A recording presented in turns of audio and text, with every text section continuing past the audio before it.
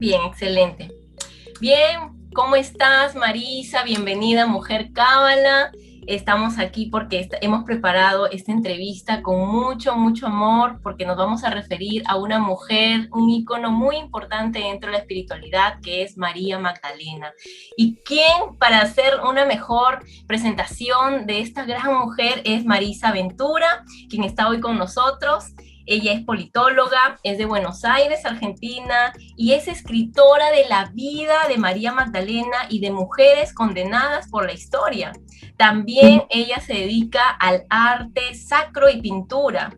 Y bueno, ella tiene una historia también dentro de la industria farmacéutica como un personaje que ha venido trabajando dentro de esta industria, pero que hoy en día está cumpliendo su misión de vida, la parte espiritual, y justamente a través de la vida de María Magdalena. Quiero darle la bienvenida, Marisa, por tu contribución a este lado espiritual femenino, ¿no? La mujer. Bienvenida. Ay, gracias, Tania. Bueno, feliz de este encuentro, de que podamos conversar. Y sí, por supuesto que creo que hoy, sobre todo, poder hablar de este costado espiritual femenino es muy importante. Y cuando hablamos del sagrado femenino y de este costado, dejar de lado a María Magdalena es imposible, porque realmente ella, como mujer arquetípica y con todo lo que nos dejó como legado como mujer, bueno, viene como anillo al dedo, por decirlo de alguna manera, en esta época de tanta necesidad de recuperar y de volver a despertar ese sagrado femenino. Así que feliz con este encuentro. Estamos muy contentos porque justamente Mujer Cábala es un proyecto en el que estamos buscando que las mujeres salgamos de esas estructuras dogmáticas, de esos pensamientos muchas veces religiosos, muchas veces culturales, muchas veces cerrados a la espiritualidad verdadera, la espiritualidad real, que es el todo, es el poder experimentar básicamente a Dios mismo a través de las herramientas que nos da la misma vida, el mismo universo. Y qué más con estas herramientas, estas experiencias vividas con mujeres importantes, que es para mí, por ejemplo, María Magdalena. Ahora, hablemos un poquito de ella, Marisa, ya que María Magdalena se le conoce, según la historia religiosa católica, más que todo, es el tema de que ella fue prostituta. Y ella, por ejemplo, hizo penitencias para poder ser denominada santa, porque se le denomina santa.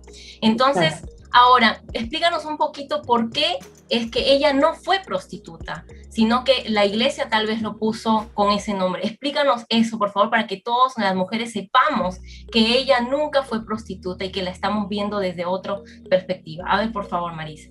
Claro, bueno, es siempre importante cuando hablamos de ella conocer un poco su historia y realmente su verdad, esa verdad que fue acallada durante tanto tiempo, durante tantos siglos.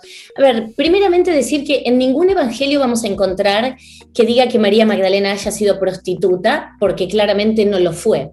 Esto fue una construcción muy posterior que se hizo en el año 597, donde un papa, el Papa Gregorio Magno, en una homilía, la homilía 33, ¿el que hace? Unifica a María Magdalena con María de Betania, con esa pecadora que lava los pies de Jesús y con sus lágrimas y lo seca con sus cabellos.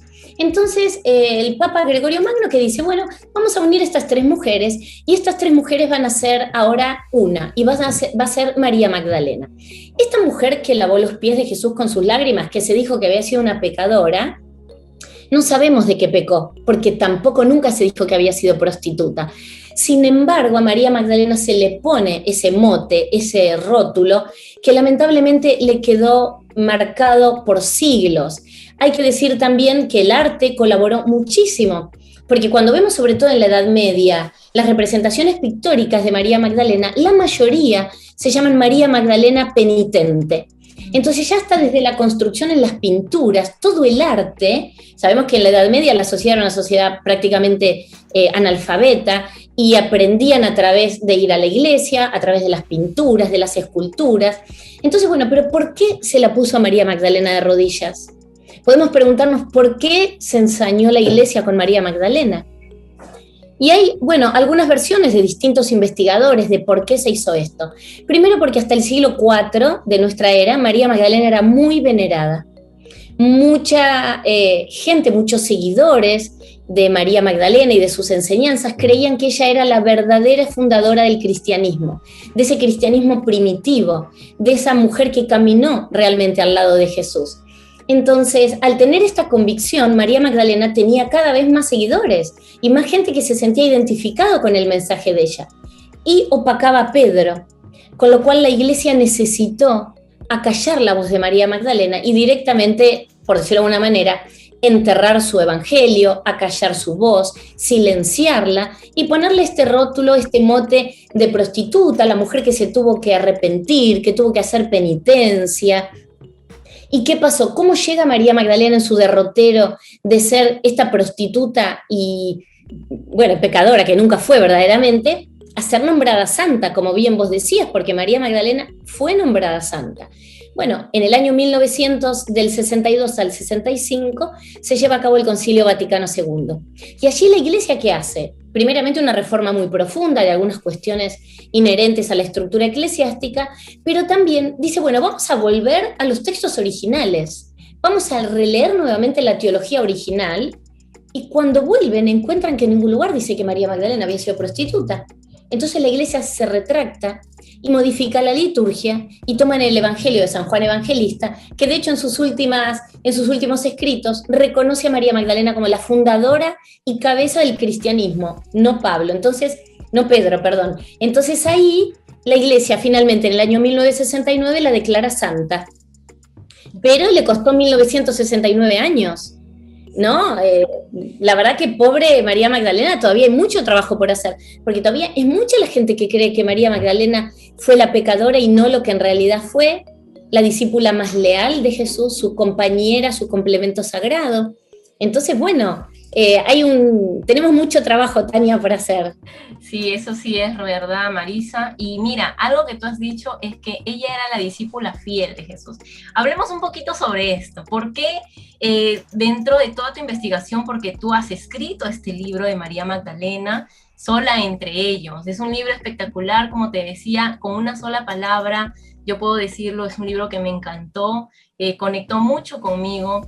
Y bueno, este libro aquí menciona algo muy importante en toda tu investigación, en todo este camino y este viaje recorrido al corazón de María, que es el matrimonio que hubo entre María Magdalena y Jesús. Por favor, coméntanos, porque es un tema que a mí personalmente me causa mucha emoción como mujer, pero quiero que todos sepan de dónde es que tú puedes decir esto, cómo es que tú pudiste lograr tener esta información. Coméntanos. Bueno, primero, como hablábamos antes de empezar, ¿no? He sabido que a muchas personas formadas en el cristianismo puede chocarle cuando uno habla de este tema, porque el concepto de celibato en Jesús está muy arraigado, y la de María Magdalena prostituta también. Sin embargo, cuando empezamos a analizar las características de la época, del siglo I, en la cual vivió Jesús y María Magdalena, que un hombre con las características personales de Jesús, un rabí, recordemos que Jesús era un maestro itinerante, y él iba de templo y de sinagoga en sinagoga enseñando. Y Jesús dijo hasta el cansancio que él no había venido a cambiar la ley, sino a ponerla en práctica. ¿Y cuál era esa ley? Era la Torá. Y dentro de la Torá, un rabí tenía que tener un matrimonio, tenía que tener descendencia, porque tenía que dejar herederos para el pueblo de Israel. Con lo cual, si Jesús hubiera sido célibe en esa época, claramente no hubiera podido entrar al templo a predicar y a dar sus sermones. No hubiera podido, porque una de las características de los rabinos, que el rabinato como lo conocemos hoy nace más posteriormente, era necesario que estuviera casado, porque hasta el día de hoy los rabinos se casan y es parte del judaísmo. Recordemos que Jesús y María Magdalena y los apóstoles nacieron, vivieron y murieron como judíos. Y para ellos la ley era lo que había que respetar. Entonces, primeramente tenemos que en esa época que Jesús hubiera sido célibe, casi que es muy difícil de creer. Por otro lado, los evangelistas se dicen que habitualmente registran lo inusual. Por ejemplo, la virginidad de María, que es algo inusual, porque es esperable que una mujer conciba en unión con un hombre. Entonces, los evangelistas relatan y registran todos los milagros, la virginidad de María. Entonces, no está por escrito que Jesús estuvo casado, pero tampoco dicen lo contrario. ¿Por qué? Porque no era algo como relevante. Por otro lado, se cree que las bodas de Caná podrían haber sido las bodas entre Jesús y María Magdalena. Y esto está escrito en los Evangelios, donde dice que en las bodas de Caná estaba Jesús, María Magdalena, la Virgen María, los discípulos, es decir, estaban todos en una boda que no se sabe de quién fue, donde la Virgen toma un rol protagónico, diciéndole a Jesús que se había acabado el vino. Y en realidad ahí lo que ocurre es el primer milagro público de Jesús. Pero muchos investigadores serios, como Margaret Starr-Beard, llegan a la conclusión que las bodas de Caná fueron realmente las bodas entre Jesús y María Magdalena.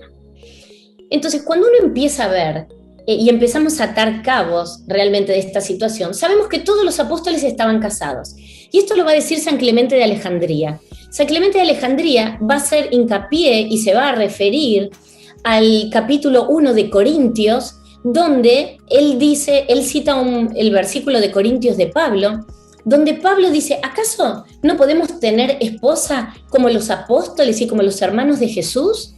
Entonces San Clemente de Alejandría dice, San Pablo estaba casado y los apóstoles también. Y luego tenemos a San Ignacio de Antioquía, que va a decir exactamente lo mismo, que todos estaban casados. Entonces hay mucha información de creer que en esa época que Jesús hubiera muerto, se cree que en realidad la crucifixión fue no exactamente a los 33, puede haber sido a los 33 o hasta los 37 años, hubiera sido muy raro que hubiera estado soltero, porque no hubiera estado cumpliendo la ley.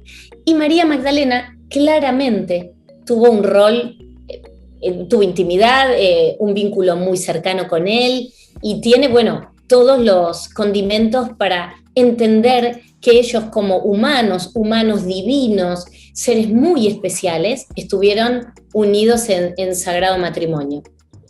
Mira, Marisa, cuando tú mencionas en tu libro este viaje que hiciste a diferentes lugares en España para poder conocer más sobre María Magdalena, encontraste algunos indicios y lo mencionas muy, muy bien en tu libro. Me parece genial porque es como que uno cuando se conecta con esta lectura quisiera ir y ver estas imágenes. Son imágenes, son esculturas, son pinturas en la que tú pudiste ver que María Magdalena estaba ahí con Jesús, había una representación de este matrimonio, incluso habla sobre la flor de lis también, que es como una conexión en cuanto a su cultura, la cultura cátara, si no me equivoco. Entonces, háblanos un poquito sobre este pequeño, en síntesis, pequeño recorrido que hiciste, las diferentes pruebas que encontraste y qué es la cultura cátara, porque de ahí creo que parte María Magdalena. Exacto. Bueno, primeramente a Jesús sepamos que no se le impuso el celibato hasta el 1139. Recién hasta esa época no había un celibato firme establecido para Jesús. Y por otro lado, hay muchos pintores, escultores que se sentían afines a creer que Jesús y María Magdalena habían sido esposos y que habían tenido descendencia. Y ya sea en sus obras pictóricas o en las esculturas, encontramos cuando empezamos a ver con ojos bien abiertos, como decía Jesús, para los que tienen ojos para ver y oídos para oír, nos vamos a encontrar con cantidades de pinturas de María Magdalena embarazada, abrazada a la cruz, de ellos dos unidos, tomados de la mano. Hay un vitral dentro de una iglesia en Inglaterra, en la isla de Kilmore, donde el vitral está una María Magdalena preciosa, embarazada, tomada de la mano de Jesús, y sabemos que la persona que hizo ese vitró quiso decir que ella era María Magdalena, no la Virgen María con José, porque a los pies de ese vitral cita el Evangelio de Lucas 10 del 38 al 42, donde Jesús llega a Betania y Marta se enoja porque María Magdalena está sentada a los pies para escucharlo a Jesús, y Marta estaba muy atareada con las tareas domésticas. A lo que Jesús le dice, Marta, te preocupas por un montón de cuestiones que no tienen importancia, sin embargo María eligió la mejor parte y no le será quitada. Y eso figura a los pies, es decir, que tenemos este indicio. Cuando entramos a la iglesia de la Madeleine, en pleno centro de París, en el altar vamos a ver nuevamente una bellísima María Magdalena embarazada. Vamos a ver cuando entramos a mano derecha el casamiento entre Jesús y María Magdalena, llevado adelante, oficiado alegóricamente por San Juan Bautista. Bueno, hay un montón de pinturas que María Magdalena está embarazada, habitualmente también con la calavera. Calavera, el monte Gólgota donde Jesús fue crucificado, significa cráneo o calavera. Con lo cual hay un montón de indicios de que ellos dos estuvieron casados, y sobre todo cuando María Magdalena llega al sur de Francia, se sabe que llega con su hija, Sara, de quien se cree que es la descendiente de una de las descendientes de este linaje sagrado. Y allí en el sur de Francia es donde María Magdalena lleva adelante un bellísimo ministerio, un intenso apostolado, donde ella bautiza, donde lleva el mensaje más puro y original de Jesús, y va además de ir con sus hermanos, Marta y Lázaro, va con su hija Sara. Entonces hay mucha tradición, y también Sara tiene una iglesia preciosa, donde es venerada allí en el sur de Francia. Hablamos de que María Magdalena entonces es como que el ícono de las enseñanzas de Jesús en este pueblo cuando ya empezó prácticamente su ministerio sola. ¿Y eso es la cultura cátara? ¿O es... Bueno, menciónanos, por favor. La cultura cátara, por supuesto que está total. No podemos hablar de los cátaros sin hablar de María Magdalena, porque ellos fueron en realidad los descendientes tal vez más fieles de las enseñanzas que ella dejó, del legado que ella dejó. Y ella llegó al sur de Francia con un mensaje muy diferente al que nosotros leemos en los evangelios. Ella llegó con un mensaje de amor, un amor absoluto, de entrega al prójimo, un amor sin culpas. Ella habla de iluminación, habla de conexión directa con la divinidad, sin necesidad de intermediarios, y esto fue lo que los cátaros toman. Entonces, los cátaros, claro, por supuesto, enseguida fueron tildados de rebeldes, de herejes, pero en realidad ellos eran puros cristianos. Los cátaros buscaban un retorno al cristianismo primitivo, al cristianismo del siglo I, al cristianismo que Jesús verdaderamente enseñó. Pero después, y de hecho esto está en el Evangelio de María Magdalena, cuando ella dice, no es necesario agregar más reglas y leyes de aquellas que vivió el Salvador. Y algunos analistas dicen, pero sin embargo, sabemos que no se hizo caso a esto, se hizo caso omiso, porque después se agregó un montón de reglas más esclavizadoras y estrictas para la humanidad, de cosas que Jesús nunca dijo.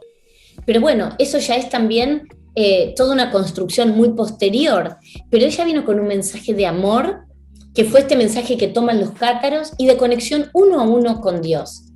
Entonces, claro, los cátaros decían, no necesitamos iglesia, no necesitamos altares ni catedrales. Nosotros nos conectamos directamente con Dios. Y ellos, para los cátaros, María Magdalena era la esposa de Cristo. Entiendo, Marisa, de que los cátaros es como que se rebelaron contra la iglesia en ese entonces, porque la iglesia en ese entonces ponía muchas reglas, muchas normas, y es como que ellos decían, no necesitamos intermediarios como iglesia, y la conexión de Dios es directa. Eso es lo que enseñó Jesús, es lo que enseñó María Magdalena, y ese es los cátaros. Ahora, ¿los cátaros vienen a ser perseguidos por esta decisión? Sí, exacto.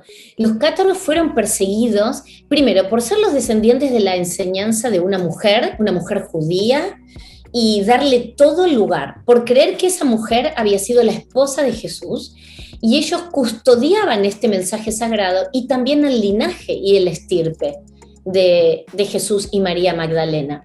Ellos veneraban a María Magdalena de manera oculta, la pintaban de negro, por eso también María Magdalena es representada como la Virgen Negra. La Virgen Negra claramente es María Magdalena, porque era la forma tal vez que los cátaros encontraban para evitar levantar sospechas de la iglesia, que bueno, después las levantaron de todas maneras.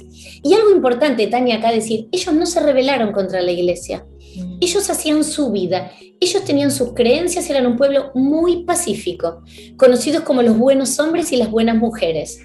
Todos los pueblos que vivían alrededor de los cátaros se beneficiaban de las actitudes bondadosas, de la ayuda al prójimo, de los cátaros.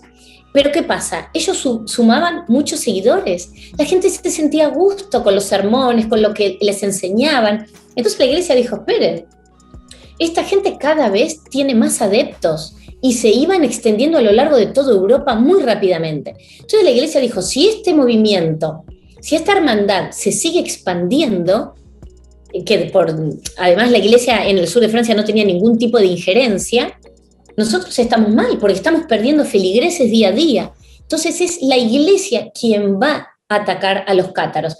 De hecho, los cátaros, cuando queman en la hoguera a lo largo de 35 años, ellos se entregaban pacíficamente por su causa. Entonces fue muy injusto. Se cree que la matanza de los cátaros fue el primer genocidio de la historia de Europa moderna. Wow, eso sí es muy fuerte porque es como querer ocultar lo que realmente es verdad, lo que realmente es luz, lo que realmente es espiritualidad. Y es el tiempo, mira cómo es que ahora estamos sacando todo esto a la luz porque es necesario, ya nuestra alma necesita este tipo de conocimientos, de evidencias más que todo.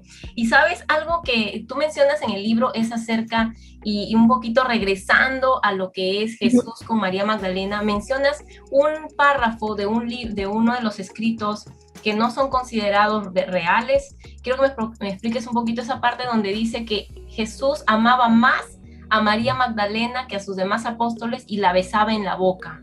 ¿Y que por qué menciono esto? Porque me parece relevante este texto, lo que citas, porque da la confirmación de que todo lo que ella hizo después de la muerte de Jesús es lo que realmente fue el linaje, fue lo que Jesús hubiera querido que continúe, ¿no? Exacto.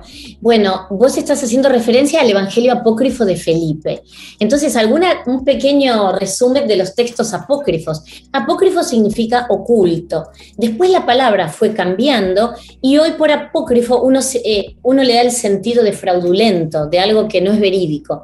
Pero en esa época apócrifo significaba oculto.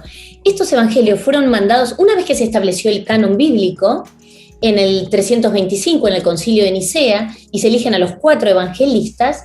El resto son mandados a destruir. En el año 367, Atanasio de Alejandría manda a destruir el resto de los evangelios. Pero un grupo de monjes de un monasterio no los destruyen, como les fue indicado, sino que los entierran en unas tinajas. Esas tinajas durmieron ahí hasta el año 1945, que se encontraron estos evangelios apócrifos. Ahí encontramos el evangelio de Felipe, el de Tomás, el de María Magdalena se había encontrado un poco antes.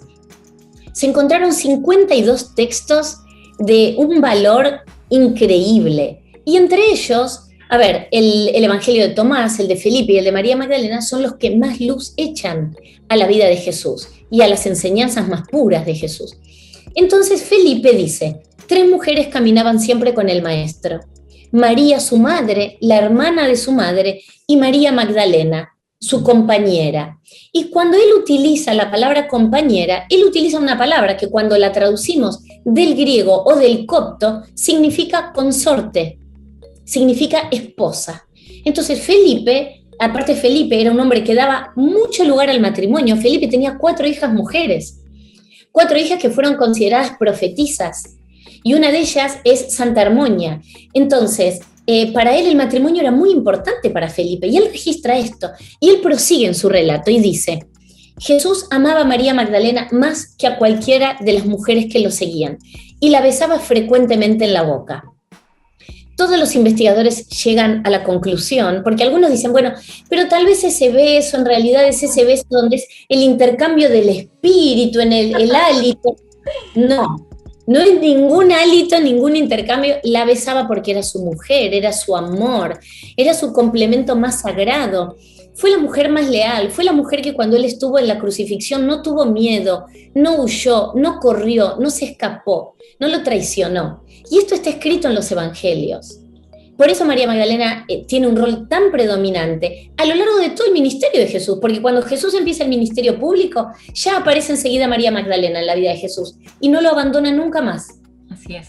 Entonces, realmente los textos apócrifos traen mucha información y no tienen un relato cronológico como los canónicos, sino que tienen las enseñanzas de Jesús, las situaciones. En el Evangelio de María Magdalena hay una parte donde le dice ella a Jesús, le dice: Maestro, le tengo miedo a Pedro, porque él odia a las de nuestro género. Porque Pedro se ponía muy mal, porque María Magdalena comprendía las enseñanzas de Jesús como nadie, y él no llegaba a comprender, porque a veces las enseñanzas de Jesús eran difíciles de comprender, por la manera en la cual Jesús se expresaba. Y ella tenía la capacidad notable de poder entender a Jesús, de poder explicar con sus palabras lo que Jesús había dicho y llevarlo a la práctica. Por eso es que había tanta rispidez con Pedro, ¿no? Ahora, pero bueno, entrando a ese detalle que acabas de mencionar, ¿por qué María Magdalena sí podía comprender? Porque ella viene ya de una familia, tú lo mencionas en tu libro ya, y eso es lo que no conocemos muchos.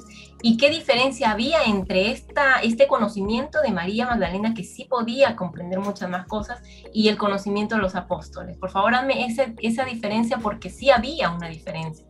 claro, bueno, los apóstoles en su mayoría sabemos que eran pobres y eran iletrados. María Magdalena venía de una familia rica, una familia, bueno, ella era del pueblo de Magdala. Magdala no es su apellido, sino que hace referencia al pueblo donde ella nació, donde ella vivió, que significa fortaleza. Entonces, ella venía de un lugar diferente, sus padres eran del linaje real, su padre estaba asociado al sumo sacerdote de Jerusalén, el papá se llamaba Ciro, la mamá se llamaba Eucaria, y ella había sido formada en las Sagradas Escrituras, conocía los salmos por su padre. Ella era una mujer culta, era una mujer letrada, era una mujer prominente para su época. Realmente María Magdalena rompía las reglas del siglo I. Yo te digo, Tania, ella es más una mujer de nuestra era, de nuestro tiempo, que del momento en el cual le tocó nacer. Por eso hizo tanto ruido María Magdalena, porque claro, la mujer en esa época no podía ni hablar, no se le tomaba en cuenta su palabra ni su testimonio, ni siquiera en un juicio. Se tenían que conformar con la vida de familia y procrear hijos y nada más. Entonces había una gran diferencia. María Magdalena estaba formada, venía de una familia rica. Bueno, hoy hay un centro arqueológico precioso en Magdala, donde se encontró la sinagoga del siglo I, donde Jesús y María Magdalena iban, intacta, preciosa, y era un pueblo muy próspero porque se dedicaban al comercio del pescado, como el papá de María Magdalena. Entonces ella fue una mujer que de hecho ella formó parte de la escuela de sacerdotisas de Isis. Era una escuela donde en realidad las mujeres eran formadas en temas de espiritualidad, de filosofía. Ahí aparecen tal vez los primeros círculos de mujeres. Ellas se reunían solas, sin hombres, para venerar a la diosa madre, para dar gracias a la madre tierra. Entonces María Magdalena era una iniciada, ella sabía de todas estas cuestiones, y de hecho se dice que la alquimia que ella tenía con Jesús, ellos hacían estos intercambios de energía muy importantes entre ellos, porque Jesús tenía que atravesar la iniciación de la muerte para cumplir su misión, y que María Magdalena le daba también esta energía de la cual Jesús se nutría.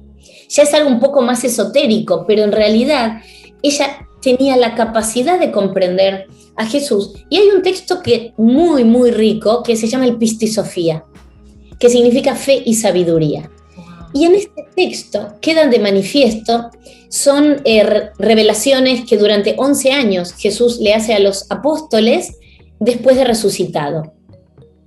Y allí María Magdalena, a Jesús se le hacen 44 preguntas. De las 44 preguntas que se le formulan, 39 las formula María Magdalena. Y ella es mencionada por Jesús 83 veces en el Pistisofía. Cuando Pedro es mencionado 5, la Virgen María 3, Juan 9 veces. María Magdalena es un ejemplo de madurez espiritual en los textos apócrifos.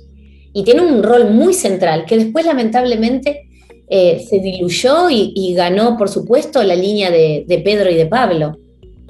Muy interesante, muy, muy interesante lo que acabas de decir, Marisa. Y acá quiero ir con el tema de la guía espiritual, porque si esta mujer, María Magdalena, con todo lo que tú nos estás comentando, es una mujer que realmente hay que seguirle el ejemplo, nosotras como mujeres necesitamos de encontrar mujeres como ella que son guías espirituales. Me gustaría que me compartas un poquito cómo no caer en ese tema de que muchos de las personas que llevan este tema de la religiosidad, los dogmatismos que hablamos desde un inicio, cómo no caer, no tener esos pensamientos de idolatría para poder llevar a María Magdalena a ser nuestra guía espiritual y poder así nosotros tener un sendero, un camino espiritual de elevación también. Por favor, coméntanos sobre esto. Sí, me encanta. Y me gusta mucho tratar este tema de la idolatría, no la espiritualidad. Bueno, en realidad es que a veces uno se puede inspirar. Que yo tenga detrás mío una imagen de María Magdalena no quiere decir que yo esté todo el día de rodillas esperando que esta escultura de yeso me va a cumplir mis deseos o me va a hacer mejor persona. Eso es un trabajo personal. Ahora, no quiere decir que uno no se pueda inspirar en la vida de algunas personas que para nosotros son fuente de este nuevo despertar, de decir, a ver, voy a analizar la vida de esta mujer. ¿Cuáles fueron sus valores? ¿Cuáles fueron sus actos? ¿Por qué yo siento que ella para mí puede ser un modelo de algo que me inspire a ser mejor? Ella fue una mujer que tuvo una misión, que llevó su misión de llevar la verdadera voz de Jesús a todos los lugares por donde estuvo y a las personas a las cuales conoció. Fue una mujer que tuvo que huir de su tierra, ella fue una refugiada. Imaginemos el dolor de ver a su marido muerto, torturado, crucificado, ir a la tumba, encontrar el sepulcro vacío, ver que el cuerpo de su marido no estaba, el shock de la resurrección. Porque, a ver, hoy lo vemos como muy edulcorado y sí, se encontraron. Yo creo que cualquiera encuentra el tercer día a su amado, lo ve resucitado, y por más que ella sabía y ella esperaba el milagro, ella creyó en ese milagro. Es impactante eso, debe haber sido choqueante. Entonces, digo, qué mujer de coraje, se mantuvo a los pies de la cruz cuando el resto de los apóstoles estaba oculto porque tenían miedo, estaban escondidos. Ella se mantuvo firme, no tuvo miedo. Estamos hablando siglo I, con el Imperio Romano, que era una brutalidad. Ella se mantuvo permanentemente ahí. Luego tiene que huir embarazada, dejar su tierra natal, llegar a otra tierra que le da refugio, que le da cobijo, empezar de cero, sin nada. Una madre viuda. Porque, a ver, bajémosla a la vida real. Esto es lo otro que a mí me gusta hacer. María Magdalena fue una mujer como vos, como yo, fue una mujer que caminó esta tierra, que tuvo un don, claro, y que estuvo a la altura de un hombre como Jesús. Había que estar a la altura de un hombre con las características de Jesús. Entonces, no es una idolatría, porque muchas mujeres y muchos hombres son inspiración. No solamente María Magdalena, pero tal vez hoy, en este momento de la humanidad, repensar estas figuras a una nueva luz nos puede ayudar. Entonces, no es que solo María Magdalena y que yo idolatro, no, pero es un modelo de rol. Es un modelo a seguir, es para pensar, bueno, a ver, ¿qué hubiera hecho ella en esta circunstancia? ¿Cómo se hubiera sentido frente a esto? No sé, por ejemplo, vamos a asumir que ellos estuvieron casados. Jesús era un hombre muy público, vivía rodeado de gente. No debe haber sido fácil tener espacios de encuentro personales, íntimos, familiares. Jesús, por eso siempre lo vemos, como es representado, y él se iba a orar, y él decía, yo me voy a orar al Padre en lo oculto. Él necesitaba orar en el medio de las montañas, en contacto con la naturaleza, porque necesitaba el silencio y la conexión directa con el Padre. Jesús ya es un ejemplo de eso, y María Magdalena era igual. Entonces, ella es una guía espiritual. Y a mí me gusta hablar de espiritualidad sin dogma, porque si yo tuviera una creencia, un dogma, no podría creer que estuvieron casados. Yo sé que es difícil, ¿no?, poder asumir esto, porque yo siempre lo digo con mucho respeto, y respeto al que cree que es una locura, porque hay mucha gente que cree que es una locura, pero bueno, yo creo que es el amor más sagrado el que ellos representaron. Ellos tienen un amor muy refinado de dos seres muy elevados, porque ella fue una mujer tan elevada como Jesús espiritualmente. Es un magnífico ejemplo. Magnífico ejemplo, de verdad, es inspirador todo lo que nos cuentas, pero yo quiero preguntarte algo tal vez un poco personal, es cómo fue que tú lograste salir de esta parte dogmática para poder aperturarte a esta nueva espiritualidad, porque eso creo que nos está faltando. Ese es, creo que el siguiente paso, el romper paradigmas mentales y también emocionales, porque hay algo que nos aferra mucho a lo que es la religión, el dogmatismo, las creencias. Mira, todo esto nos pasó en todo esto de la pandemia, ¿no? Ahí creo que esto ha sido el momento clave de darnos cuenta que no debemos de estar solamente mirando o tener el foco espiritual en una iglesia o en una religión o en reglas, sino que debemos de abrir nuestra mente a estos nuevos conocimientos y espiritualidad, lo que realmente sí es y que se nos fue oculto. Por favor, coméntanos cómo es que tú pudiste salir de esto, porque el que tú hayas tenido un tipo de crianza, coméntanos algo, y luego el poder conocer este camino de María Magdalena, ¿cómo es que abrió también tu espíritu? ¿Cuál fue lo más difícil para ti? Me encanta la pregunta. Bueno, yo vengo de una formación religiosa, cristiana, por supuesto. En mi casa se vivía, pero una sana religiosidad, no así con dogmas estrictos ni mucho menos, pero una familia católica, religiosa. Yo me formé en una escuela de mujeres solas, de hermanas, de monjas francesas, y bueno, y a mí lo que más me costó fue cuando tuve que salir a la vida y entender que en el mundo estábamos todos mezclados, hombres y mujeres, porque siempre estaba todo el tema de, bueno, ojo, los hombres y la sexualidad, el tabú y la culpa, y esto no, y después, bueno, mi carrera universitaria, tuve 5 años de teología también, también fui a una universidad católica, pero había algo, mira, tengo una anécdota, me acuerdo que un día, un rato antes de una clase de teología, vino un compañero, estábamos como en 4º año o 5º, no me acuerdo, y viene con un libro y dice, miren lo que acabo de descubrir, la Virgen María nunca fue virgen, parece que su hijo, y vino con toda una conspiración. Yo me puse como que estaba blasfemando, pero qué falta de respeto, y además tuvo 7 hijos y parece que Jesús fue el 7º. Yo estaba como, no te puedo decir lo que escuchaba, no lo quería ni oír, pero con el tiempo empecé a investigar, descubrí el amor entre Jesús y María Magdalena, empecé a leer esta teoría hace más de 20 y pico de años, ya de chica te diría, de adolescente, y empezó a hacerme sentido todo. Entonces yo dije, claro, es un espacio de sacralidad personal. Yo siempre digo, de la virginidad de la Virgen, valga la redundancia, de María, a mí me cuesta hablar por mi formación. Pero si yo me lo pongo a pensar racionalmente, digo, a ver, no hay chance. Pero es un espacio de sacralidad personal que me lo respeto porque así fui educada. Aunque digo, bueno, pero es un tema en que no puedo entrar, todavía no puedo entrar.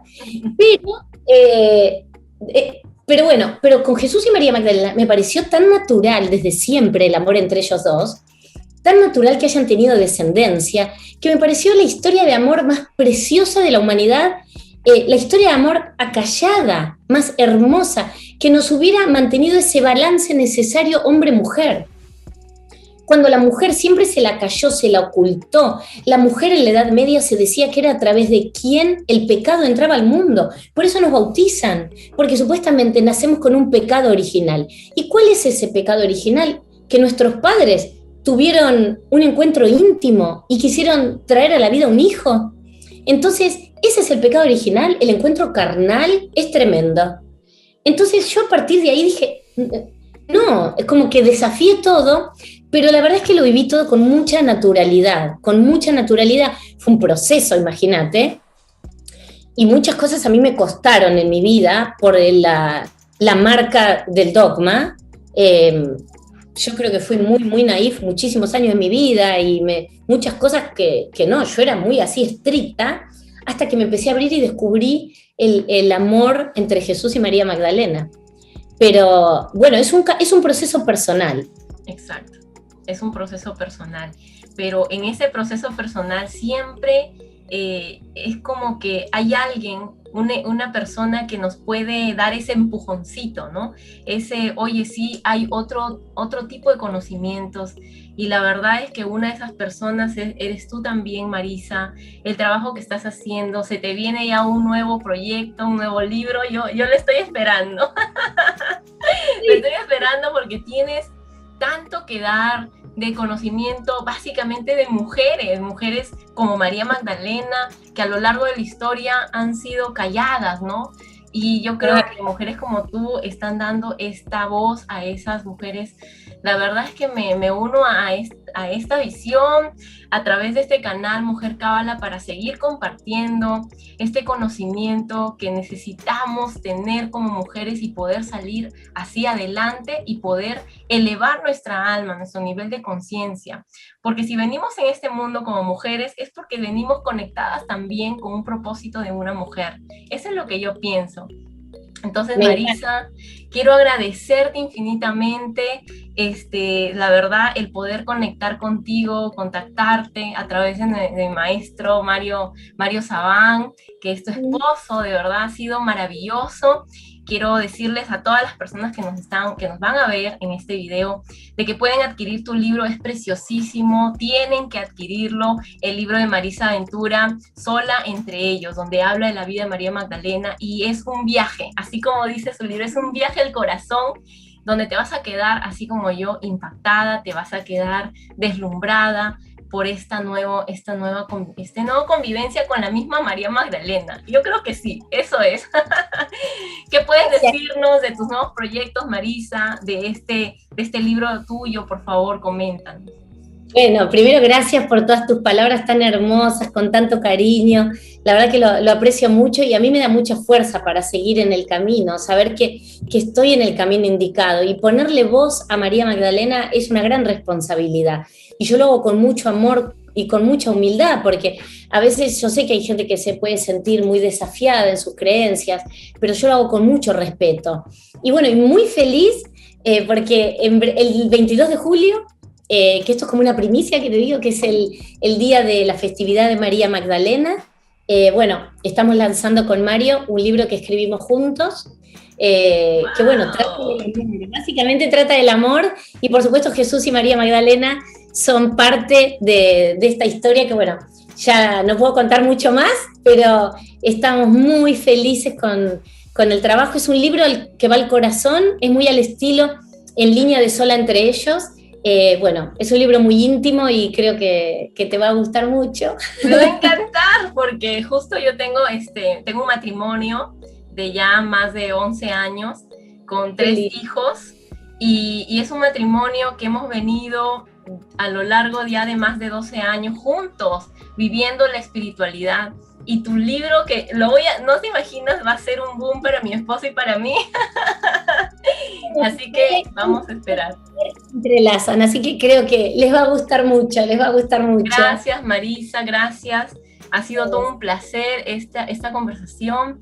Me encantaría seguir en otra oportunidad, poder seguir con esta conversación sobre María Magdalena, y yo sé que vas a escribir sobre estas mujeres también, que las estoy esperando, más mujeres, porque necesitamos eso, necesitamos levantar la voz de todas las mujeres que se puedan.